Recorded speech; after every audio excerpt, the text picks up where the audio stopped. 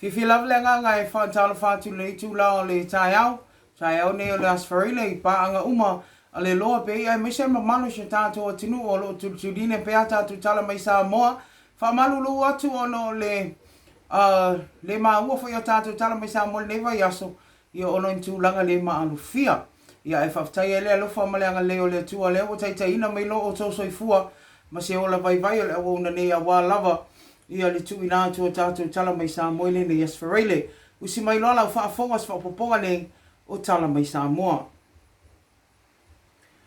Ua whaamania mai le whaamalolo le tū mau e le kāpeneta o le sui ofisa sile le matanga luenga o le sui fōmalolo ina ia Agnes Towers le pe o na tua ia ilo na whaia ni pepa le whaamaunia e tui nā tua se kone karate o atu le fast food valu afe mo le company a le tamao lonto o lua.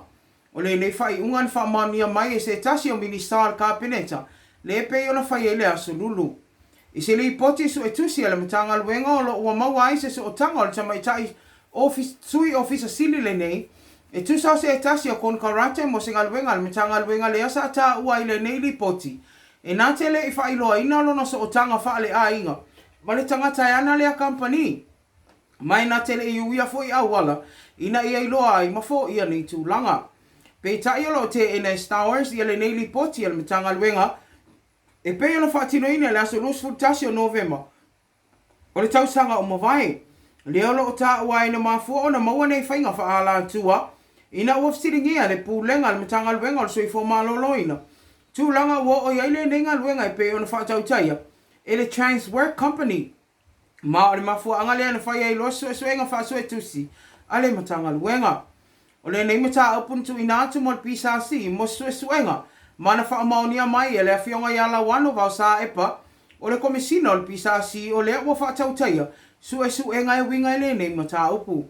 Na sauno fo ila wano whaamtalanga uma e winga le nei su enga e le mawhai ona whailoa ono o tā pena si li poti ato atoa. E tuina atu le kāpeneta I stemi o iluma ma o le nei su enga na amatalia aloa ia I le aso lua tasi o Februari o le tausanga nei ma o lo whaawawina pea. E tusale nei li poti sa pasia ta o le vaenga va ia tūlanga o mo ngaluenga le matanga luenga. E tuina atu le pei meni le company le nei e pei ona tā ua. Ma whaali ai wa mai ale le ngaluenga. Pei tai I le asia singa le vaenga so e tusile nei ma le pūlenga o vaenga va ia ngaluenga whaale leia le matanga luenga. Ne whaamaoni ai le mai ale leile nei ngaluenga. E tusai ale manienga na whaia e tatau ona tolu I tu ai ngā vali e whaonga ina. Ma ia toi suia ia waia. O whaamalama. Ta ua fo ile nei li poti o le fast full valu wafe le nei. E na o le mole tatongi o tangata whainga luenga na whaatinoa na ngā luenga. Ai o vali wa waia fo na whaia lava le matanga luenga. Ulo whaali ai le li poti le nei o le so tanga o Stowers ina ta upule nei o lo tule ina lea e o tatongi o le ngā luenga. Ma le whaapepa ina o le tuina ato le nei ngā luenga le company le nei o le Transwork. Le ana maua muli ane o le tama o lona to alua e ona tonu le nei company mai le ma fai ona ia fai loa I lunga o pepa mo le ngaluenga I temina ia tāpena ina ai. Pei tai o lo fi nauru company le nei e na o le tasi lava le vali ne tu ina atu e whaonga ina mai o le whaatonunga e na ona to e tasui lava wai o whaamalama ua le anga. Ua tali aina nei e le a whionga le sui whaamsino sili a vui Clarence Nelson e le talo sanga nei e suia mai le morianga le whase tangata wha moina I le morianga tau maa ne o le whase tangata pa I valea e whaasanga ni a li isto alua o li e toa wha le olo o mori e le maliu se ta mai tu o le keli o se ta avale lau pasese I le tau sanga I lua a fulu valu o le lua vai asa lua I le ano wha iloa I le itua leo ia le lo ia leo ia lupe matasila ilinga noa atoa I le whamasinonga I le taimine whaatulanga I mata upu mo whamasinonga. O le isi vai aso e se soai. O le ua tilo le itua leo ina iasu ina Ilalo le morianga le whase tangata whamoimoina. I le morianga le ave whaamalosi o se tangata. O ila taune yalo moria e au fia I opu taimaria ia pesa Elisara Ansek Matavale. Ma whianga inga tō uli na ulua I moria uma I le morianga le whase tangata whamoimoina.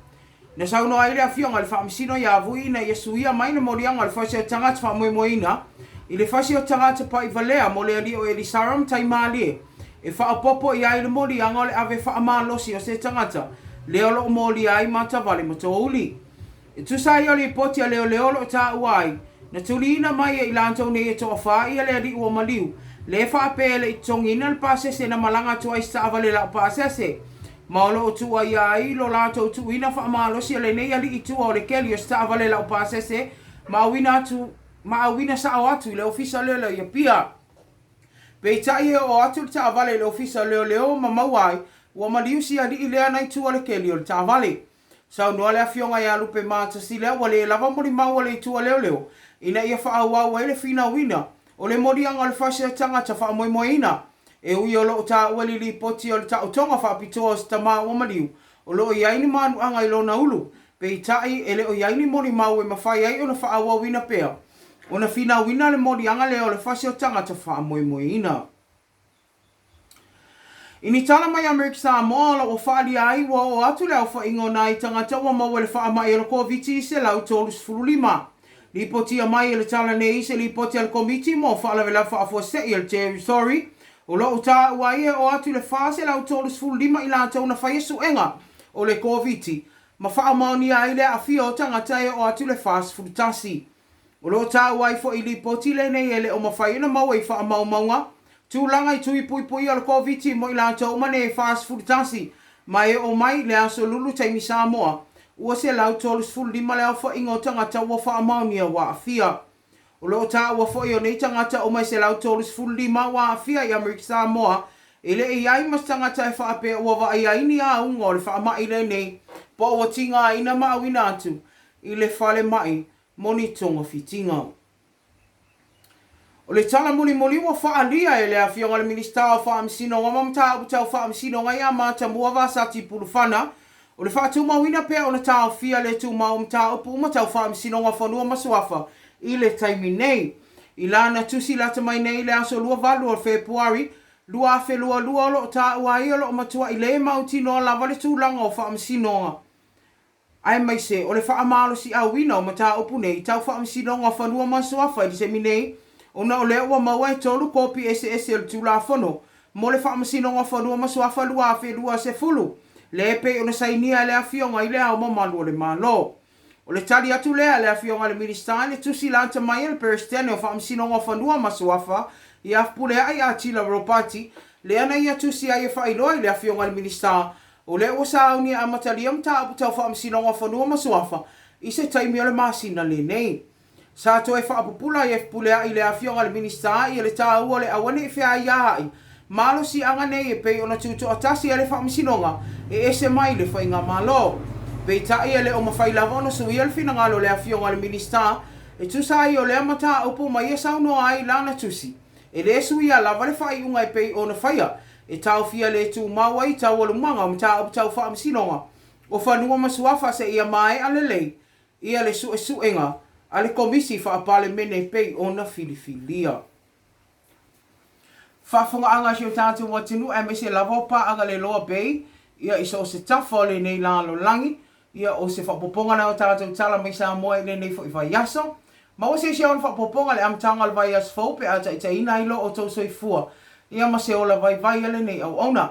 Ia e mole temi nei manu ia telele anga i antu le whaiunga le vai aso i ona lava singa matiuti alo o whenga iai wha soifua ia.